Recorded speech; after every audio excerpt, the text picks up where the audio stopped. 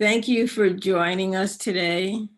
My name is Cynthia Hawkins, the gallery director and curator at the Bertha Lederer Gallery at the State University of New York.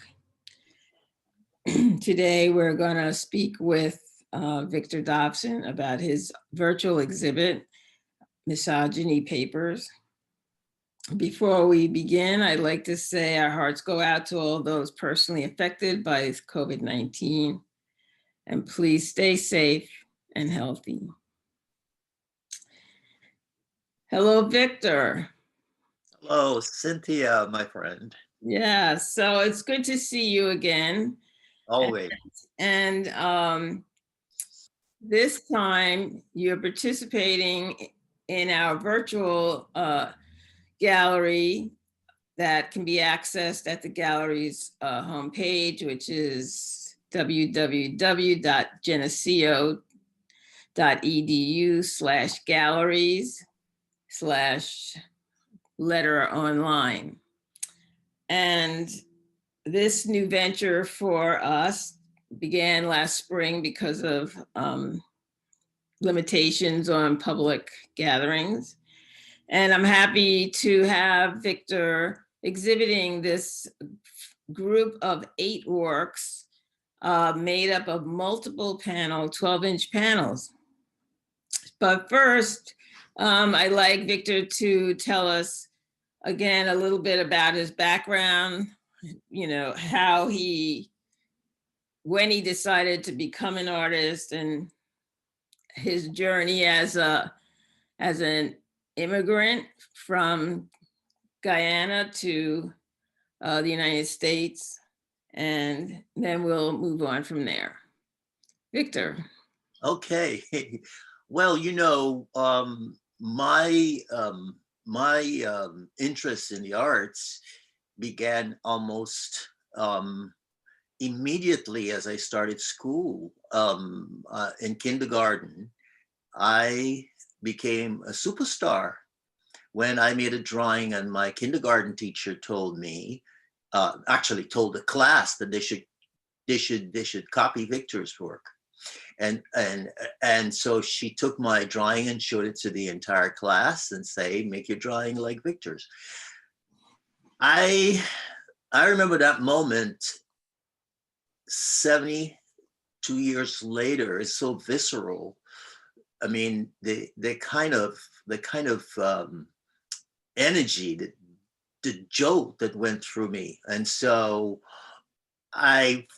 and then I had a brother, George, who was a very good renderer. He would look into periodicals like Ebony and Jet, and he would make drawings of people who were superstars like Sammy Davis Jr., like, Billy Eckstine. And he would make these drawings and he would put them in a place that was his sort of area in the home. And when he went out, I would go peek at them, and I was just amazed at the likeness, at the textures, at the values. And I can't remember when that I didn't see the world through a kind of lens that had to do with making art. I failed biology in high school because I spent so much time drawing. I knew all the diagrams of all the systems in the bodies. Instead of answering the questions, I was drawing diagrams of the digestive system, of the circulatory system, of the nervous system. I was just an absolute failure because I was so caught up with, the mark on a surface. I think the decision became, firm in high school. I studied in high school with an expatriate who had studied at Reading University in England. And John Krizik thought his sort of pedagogy was based in an approach developed by Sir William Coldstream. It is a kind of point and draw. So I was trained to draw anything that was in front of me, to point and draw, and so this got a lot of attention, and you know, we took, myself and the other superstar at high school, Angle Thompson, we took these A levels, which were exams that were graded in London, and we got A's, which was unheard of. We were here. We are in a colony of the mother country, the Great Britain, and we were getting A's at A levels. We thought that was fantastic. The entire high school thought. So we became, you know, very well known in our high school, and then not long after, we became known in our community as kind of the art guys, and garnered a tremendous amount of success. Angle was commercially more successful than I was. I got a national award, which was named for the president then, Forbes Burnham. And then there was nothing else for me to do. After I graduated from high school, there was no opportunity. There was one opportunity working with an illustrator, an African-American illustrator by the name of Tom Feelings. And Tom Feelings was a Caldecott Award winner. He was a fantastic illustrator, and he was in the country teaching artists how to illustrate books. I think I illustrated 3 or 4 books based on Tom's training. But that was not what I wanted to do. So I eventually found myself in New York, 1973, at the Art Students League, where I was doing classes. I was studying studying drawing, but those also were not as fulfilling as I thought it would be. I had a space. I was a very early space, very early studio. Before Studio Museum in Harlem had a formal artist in residence program, I had a studio at Studio Museum in Harlem, 125th Street, not where it is now, but I think it was on 5th Avenue at the time. And so, fast forward, I ended up graduating from Pratt with a BFA. And so I've been making art, one could say, for at least the past 40 years. I mean, I've been, it's maintaining the practice has always been a challenge, and making a living and raising a family. But nevertheless, I have maintained that. What I was very successful at doing was sort of balancing that and my role as a director, founding director of a very, I think, successful nonprofit, Algira Center for Contemporary Art, that myself and the artist Carl Hazelwood started in '83. That organization closed in 2018. But the accomplishments we were able to realize at the time, I don't think anybody in New Jersey and very few groups around the region were doing. It was on par with what Art in General was doing, Artist Space was doing. We represented the United States at the Cuenca Biennale. We got the second prize, you know. So we and that was very exciting. But but more importantly, it supported me and allowed me to raise 2 boys, and it at the same time to just maintain a practice. I think that brings me to the present, where for the first time, I feel that I'm working with all 6 cylinders. You know, I'm working at full speed.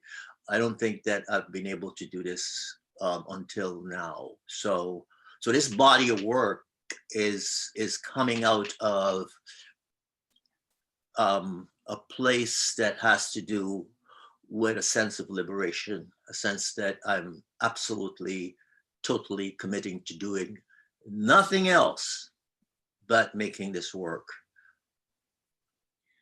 Excellent. So this body of work, Misogyny Papers, has evolved over a year or more, 2019 through 2020.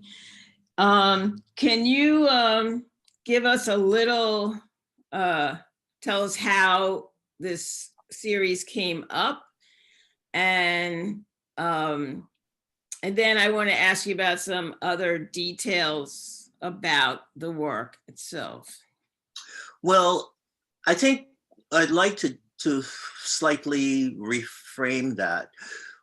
I think this body of work, I started to realize it over the past 2 years, 2019 to 2020. I started to realize it. But this body of work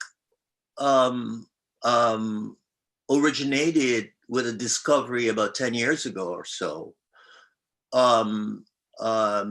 My wife, Cicely Cunningham, the artist, and I bought a cottage, a small cottage next door to where we lived. And in the attic, we discovered these clippings, mostly clippings from magazines, fashion magazines, and journals, trade journals about beauty and stuff. We discovered these under the floorboards of the flooring of the attic of this property that we purchased, and this was almost a relentless odyssey by whoever created these images. I mean, of a sort of misogyny. I mean, these photographs of women in different costumes and outfits were amended, were changed with language and with drawings of nose rings and handcuffs and chains and leashes, and it was at first quite repulsive. I mean, and Cicely wanted me to get rid of them, put them on the curb, and I thought it was pretty curious. I mean, there were so many of them, and whoever did it was relentless. I mean, they were compelling in a kind of perverse way. So I didn't throw them out. They were yellowing, and some of them were yellowing, and I mean, they were both misogynist and racist in some, but it was somebody's secret, whoever lived or whoever made those drawings. And so this was happening at a time also. I mean, I think the 50s was a particular moment in the history, I think, of the country. I think it was also a particular moment in the history of women. And this was, to me, this was an exposure of the kind of culture that created somebody like our President Donald Trump, and the perception. I mean, I'm not without sin, and so as a man, I sort of knew and understood what that was about, a kind of normalization of oppression of women. I also knew that I had an incredible mother who was powerful in the household, who was really drove things. I also know that I have a granddaughter that I care about very much, Layla. And so in the past 2 years, I kind of found a way to talk about this, and to bring it into my practice as an artist. And so this body work is very visceral. It's very much concerned with speaking out and apology. And it also, it led me to read apology, the word apology. I've actually taken it from Eve Ensler's book. She does have a book called Apology, in which she talks about her relationship with her dad, who was abusive, abused her as a child. And I also read some other people. The Down Girl, I read The Down Girl, or parts of it. But what I was interested in is the psychology of misogyny and how that works. And so this work is a kind of a rebuttal, a response to that. And it just came, I felt compelled, in a sense, as a Black man, to make this work, because I think the same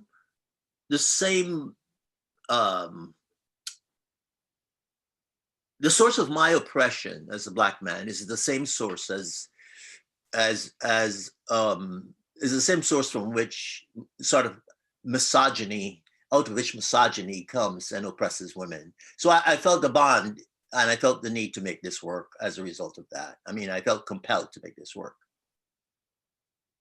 So let me ask you about the format. So all of 1 through 7 are all in this sort of cross shape, configuration. So why that?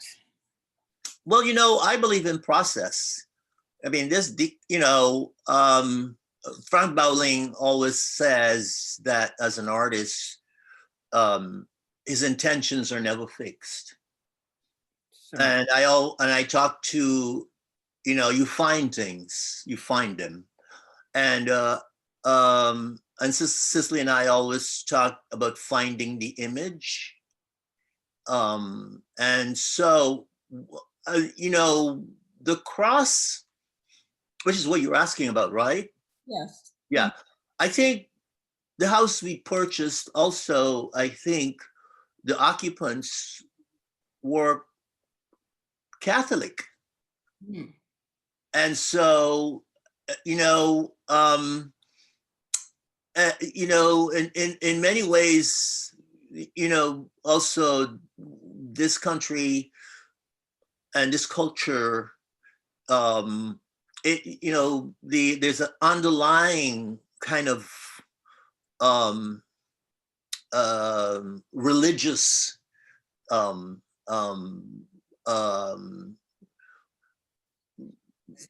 theme running through things. There's a kind of, what's more than thematic. It's not just a theme. I think America is. I think it's really problematic because we have a culture that is fundamentally, I think, Christian, or at least professes to be Christian, and yet you have within this culture, you've got something like slavery, you've got something like oppression, you've got something like misogyny, you've got something like that something that beats up on humanity, other human beings. And so I don't know if this is I don't know if this configuration is sort of beating the viewer over the head, but it just evolved this way. I didn't start out by saying I'm going to make a cross. Right. The form just felt appropriate. As you will see, there's one piece, the large piece, that, yes, this large piece is Misogyny 8, Misogyny Papers, Apologies 8. It's a rectangle. It's not a cross. And so I didn't feel this lend itself to that kind of treatment. So what it did suggest to me was a kind of veil, a kind of, the piece did suggest that there was something going on that was veiled. And what essentially was going on in the background is this narrative, this narrative, which is really, so that's really sort of interesting, because the first, what is it, 5 paintings, right, so if you're gonna speak of the last one as a veil, then the first 5 are where it's, this misogyny is totally exposed. And then something happens in society, like say the women's movement, the second wave in the 70s. And then, men have to start changing publicly, have to change their behavior, right? right. So you're saying, so the suggestion is with the veil is that the misogyny still is operating, but there's this public face on it now that where it's sort of hidden. Is that right? Well, unless you have it on tape, and like in the case of the president's tapes, Hollywood, was it I mean, it is in operation. It's in some ways it's like systemic racism. Like, it's a little bit like Animal Farm. We are all equal, but some people are more equal than others. Right. It's like equal pay, equal. That's right. I mean, here in the 21st century, we're still fighting for equal pay for women, for doing the same exact work. That also applies to Black people, African Americans, and I hate to separate the two, and people of color, but over and over and over, here we are. I mean, in the 20th century, we're still talking about that. I mean, this is still present. It is palpable. It's not, it's not something in the distant past. Right, because part of that also, unequal pay has to do also with this idea still that somehow the man is the breadwinner and anything the woman earns is secondary, so you can pay her less, when in actuality, most heads of household are women who are the primary breadwinners. So yeah, it's also about not recognizing reality. Yeah, but I thought that our champion, Ruth Ginsburg. Yes. I thought that was a fight that she, I mean, that was a fight she took on. I mean, at one point, I think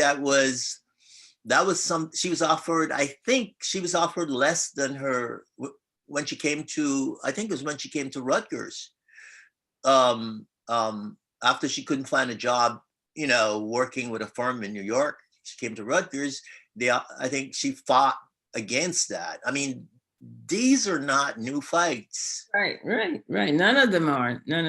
In fact, this fight is still going on right now with the nomination that Trump has made. These things are not settled. Yeah. All right, so let me ask you about the shift also in the primary color kind of appearance from the first few paintings to the second. There's like 2 groups of painting here. So with the first 5 being this really rich browns and highlighted with oranges and reds.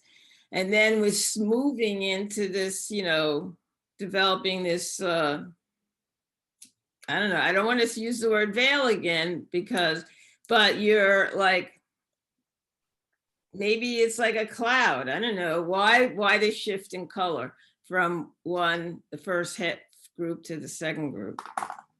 Well, I think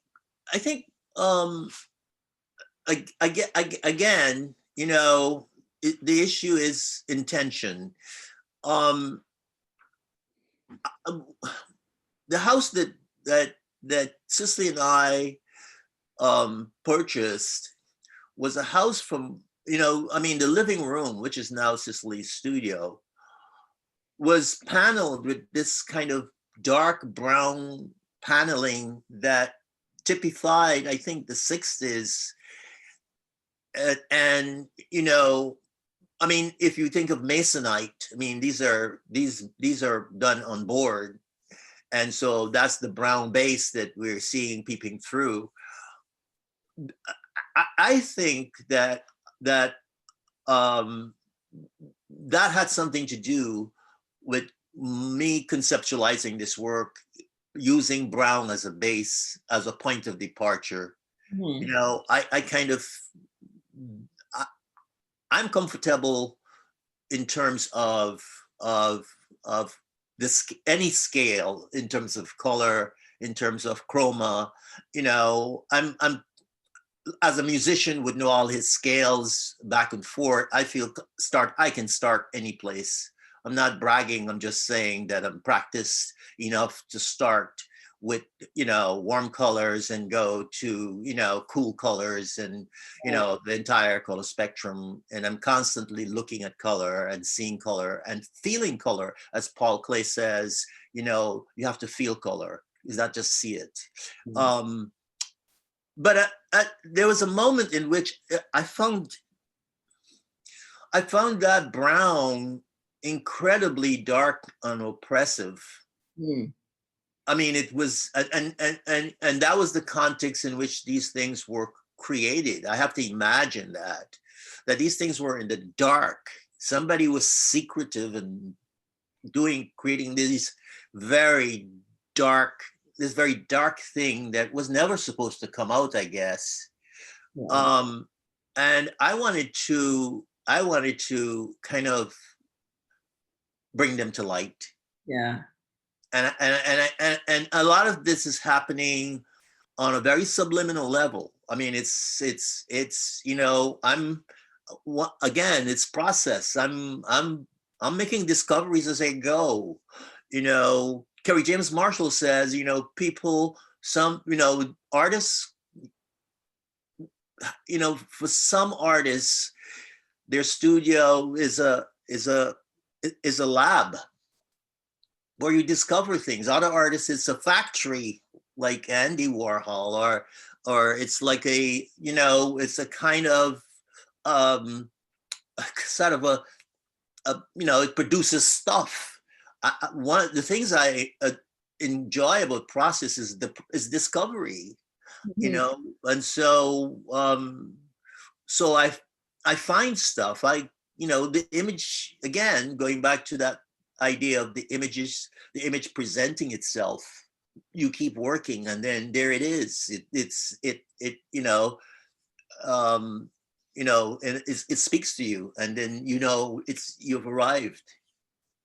So, you know what I also see here, I mean, you do have a history of engaging in a very abstract painting practice. And of recent years, you've been quite figurative.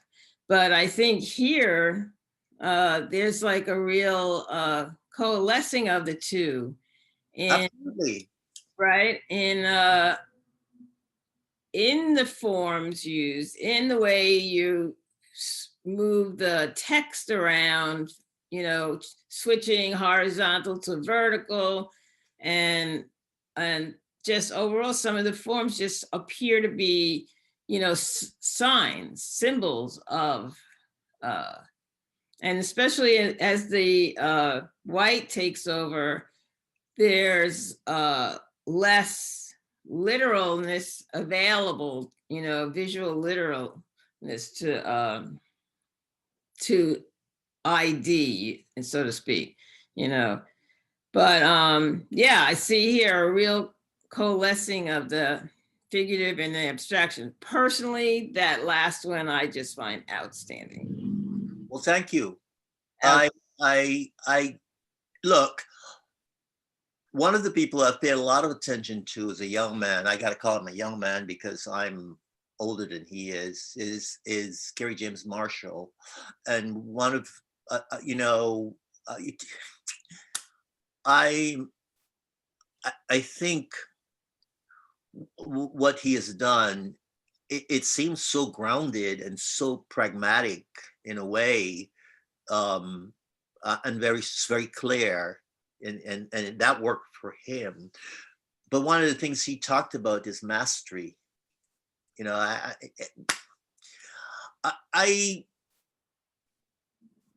it's important not only to make the image, but it's also, I think, it's the poetry within the image, yeah. Within the image is really important, and that is in, you know, that's part of what's going on. That it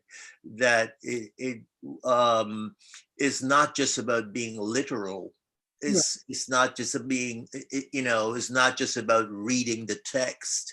There are times when that's fine, but I do want the viewer to have an experience of the object that is an aesthetic experience, Sure.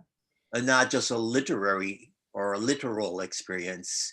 So doing that dance between kind of, you know, being literal and you know, and also creating something that is really fulfilling aesthetically and holds you there, at least for hopefully for more than a minute. For me, is really important as an artist. Yeah, well, I also think the text, the writing also you know, it's got, I'm sure, a narrative within it, but it also operates as mark making. Exactly. That's exactly right. That's exactly right. That I do want the text to be read, but also it's the text must be read both literally and as a mark. Right. Yeah. So when you say poetry, are you also saying sort of like that the work overall has like a kind of narrative it tells, that is not in the way that, you know, that there's a feeling of narrative, you know, there's an experience of narrative by the way forms move across and interact with each other. Well, for me, the poetry part of it is about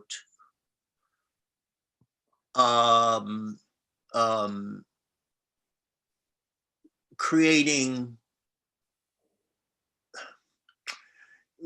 Cicely and I are reading a book now called The Overstory, and one of the things that we find remarkable about The Overstory is the author's incredible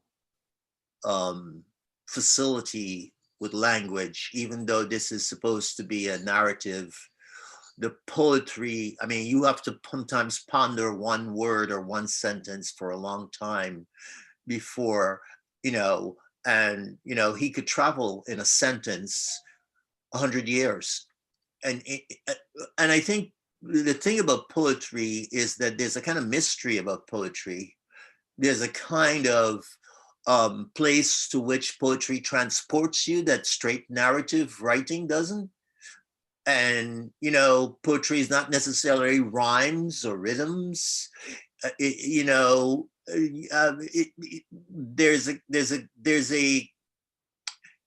it's not just linear and literal. Mhm. Is that at times, but then it's not. And so I want these works to be poetic in that sense, that there's a kind of um, openness, and at the same time, in some ways, they're fixed. Mhm. And so when you read poetry, you know, or when we studied poetry in high school, one of the things that we had to do was to talk about what it might mean and what it could mean. And is that the intention of the writer, the poet? And so it's really important to understand the intention of the poet, but it's also equally important to realize that as a reader or a viewer, that you bring something also to this, that this thing kind of emotes in you, this, you know, certain kinds of feelings and memories, and, you know, so there's a relationship to the object as a viewer that you know, that either repels you or draws you in, or, you know, there's a conversation as the viewer, you know, and sometimes that's outside of the hands of the artist, you Mhm. know.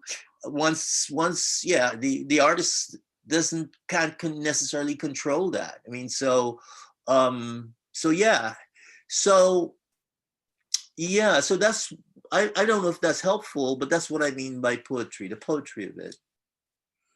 No, that was very good. So,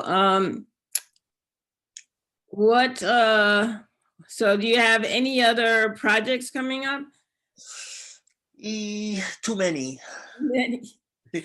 Yeah, I need to finish this body of work. I thought I was finished at 8, but I think I need to be more. Um, Remember, these works consist of 240 small paintings, Right. and all done. Most of them last year, and a few done between January and March of this year. And I think I need, I mean, it's a marathon, and I think I need to, this work, I think I'm going to spend the next 2 years finishing this body of work. Um, so I see this body of work extending into 2020, 2021, maybe part of 22. Mm. But at the end of it, I imagine there'll be about 20 of these. We're now at 8, so I imagine that we'll have 20 of these. There's a there's a there's a not a I have several exhibitions that are coming up. I have a solo exhibition coming up. Actually, 2 solo exhibitions coming up in 2021. And so I'm a little scared because I the struggle to get into the studio every day is a big one. And then I got sidetracked by COVID in a very great way, because I'm at home. I've been at home since March, and Cicely's garden, I've never seen it really. You know, she's a gardener, so the garden was so lush and beautiful this year. And then we live on the side, we live on First Mountain, we live on the side of this mountain, and everything to me seemed like exaggerated. I mean, in terms of beauty and greenery and the flowers, and so like being, we live in this cottage, and this cottage is like full of light. It's got windows on all 4 sides, and our next door neighbor is a gardener also. And so I don't think I've paid attention in all the years I've lived here. I don't think I've paid attention to the fact of how beautiful it is. So I got sidetracked with making landscapes.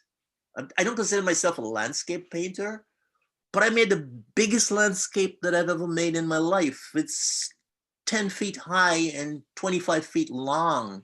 And then I made 2 more landscapes that are, 8 feet by 10 feet by 8 feet. And I made another landscape, 2 landscapes are 10 by 25 and one is 10 by 8. So, I just had to stop the other thing too is that this work could come, I put this work aside. I was glad to be outside. I painted them outside. They were so large, my studio can't. So I was painting outside in my driveway. I turned it into my summer studio and I got to work. I really got to work and made these things and it was for me a real breakthrough. So there's a lot on my plate. I shouldn't be talking to you. I should be working.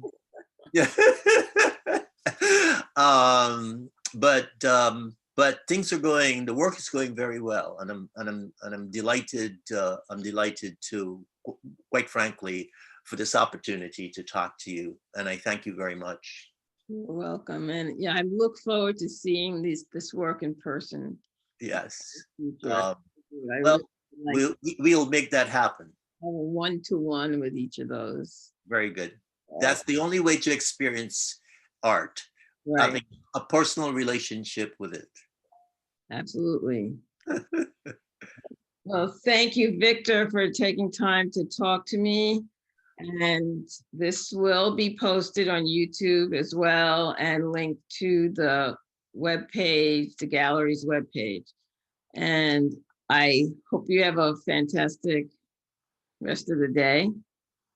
And I'll talk to you soon. Thank you again. And thanks. It's look forward to having you whenever we can make that work for both of us. Right. All right. Take care. Take care.